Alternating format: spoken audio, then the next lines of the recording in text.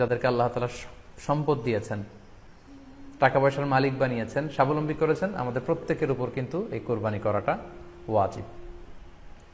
যেহেতু কোরবানি একেবারে আমাদের সন্নিকটে, সো এই কোরবানি নিয়ে আমাদের মধ্যে অনেক ধরনের প্রশ্ন রয়েছে। কোরবানি কি পুরো পরিবারের পক্ষ থেকে একজন দিতে হবে নাকি সামর্থ্যবান প্রত্যেকের দিতে হবে? দিতে হয়। সম্মানিত দিনী ভাই এবং বোনেরা, এটি একটি মতবিরোধপূর্ণ মাসআলা, অর্থাৎ এই মাসআলার ক্ষেত্রে স্কলারদের মধ্যে মতভেদ পাওয়া যায়। এক্ষেত্রে দুইটি মতামত। একদল স্কলার বলেছেন যে এটা পরিবারের পক্ষ থেকে একজন দিলে আদায় হয়ে যাবে।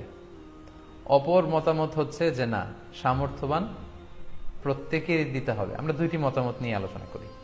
প্রথম মত হচ্ছে যে এক পরিবারের পক্ষ থেকে একজনই যথেষ্ট। এই মতামতটিও দলিলের দিক থেকে বেশ শক্তিশালী। সেক্ষেত্রে আমরা মেহনাফ ইবনে সুলাইম রাদিয়াল্লাহু তাআলা আনহুর বর্ণিত একটি হাদিস সুনানে আবু দাউদে এসেছে। হাদিসটি হাসান পর্যায়ের হাদিস। তিনি বলছেন, ওয়া নাহনু উকুফুন মা রাসূলিল্লাহ বিআরাফাতিন, আমরা রাসূল সাল্লাল্লাহু আলাইহি ওয়াসাল্লামের সাথে 9 জিলহজ আরাফার ময়দানে ছিলাম।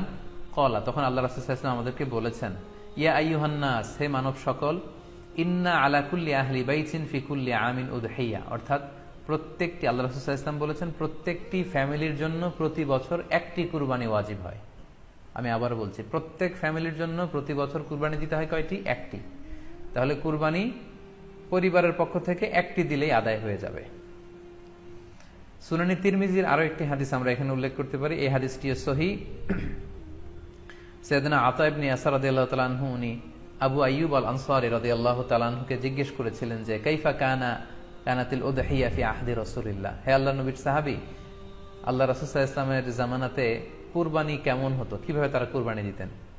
তো আবু আইয়ুব আল আনসারী রাদিয়াল্লাহু তাআলা আনহু উনি বলেছেন, কানা রাজুলু ইউদাহি বিশাতি আনহু ওয়া আন আহলিহি, আল্লাহ রাসূল সাল্লাল্লাহু আলাইহি ওয়াসাল্লামের সময়কালে লোকজন একটি ছাগল কুরবানি দিত তার পক্ষ থেকে এবং তার ফ্যামিলির পক্ষ থেকে। আনহু ওয়া আন আহলিহি, তার নিজের পক্ষ থেকে এবং ফ্যামিলির পক্ষ থেকে। অর্থাৎ এই হাদিসগুলোর আলোকে বোঝা যায় যে পুরো পরিবারের পক্ষ থেকে একজন কুরবানি দিয়ে দিলেই আদায় হয়ে যাবে। স্বামীও চাকরি করেন, স্ত্রীও চাকরি করেন, স্বামীরও টাকা আছে, স্ত্রীর টাকা আছে, দুইজনের আলাদা করে দিতে হবে না। স্বামী যদি একটা ছাগল কুরবানি দিয়ে দেয় তাহলে স্ত্রীর পক্ষ থেকে, পুরো ফ্যামিলির পক্ষ থেকে কুরবানি আদায় হয়ে যাবে। এই হাদিসগুলোর আলোকে বোঝা গেল।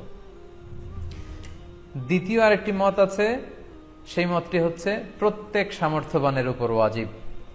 এটি ইমাম আবু হানিফার মত এবং আমাদের বাংলাদেশে এটিরই প্রচলন হয়ে এসেছে। আমরা এই মতামতটিকেই বেশি আমরা শুনে থাকি সব জায়গায়, যে যারাই সামর্থ্যবান প্রত্যেকের আলাদাভাবে দিতে হয়।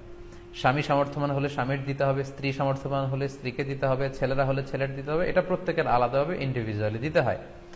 এবং সেক্ষেত্রে ওনারা দলিল দিচ্ছেন সুনান ইবনু মাজার একটি হাদিস, হাদিসটি সহিহ, যেখানে আল্লাহ রাসূল সাল্লাল্লাহু আলাইহি ওয়াসাল্লাম বলেছেন, মান কানা লাহু সাআহ, যার সামর্থ্য আছে কিন্তু ওয়ালাম ইউদাহি, সামর্থ্য থাকার পরেও সে কুরবানি দেয় না, ফালা ইয়াকরাবান্না মুসাল্লানা, সেজন্য ঈদুল আজহার দিন আমার ঈদগাহে না আসে নামাজ পড়তে। আল্লাহ রাসূল সাল্লাল্লাহু আলাইহি ওয়াসাল্লাম হুঁশিয়ারি বাণী ঘোষণা করেছেন, ধমক দিয়েছেন যে সামর্থ্য থাকার পরেও যে কুরবানি দেয় না সেজন্য আমার ঈদগাহে না আসে। এই হাদিসের আলোকে ওনারা বলেছেন মান কানা লাহু সাআহ, যার সামর্থ্য আছে। ওনারা বলছেন যে এটা ইন জেনারেল, ব্যাপক, যারই সামর্থ্য আছে তাকেই দিতে হবে।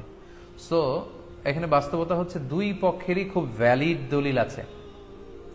আর কোন মাসআলার ক্ষেত্রে যখন মতবিরোধ থাকে, দুই পক্ষেরই দলিল থাকে, সেক্ষেত্রে বাড়াবাড়ি করাটা অনুচিত। বরং এটা হচ্ছে ইসলামের সৌন্দর্য, এখানে প্রশস্ততা রয়েছে। সো যারা মনে করে যে ফ্যামিলির পক্ষ থেকে একজন কুরবানি দিলেই আদায় হয়ে যাবে, তাদেরও দলিল আছে, তাদেরকে সেটা করতে দেওয়া উচিত। তবে আমরা এটাকেই সাজেস্ট করি যে প্রত্যেক সামর্থ্যবানের উপর কুরবানি দেওয়া উচিত।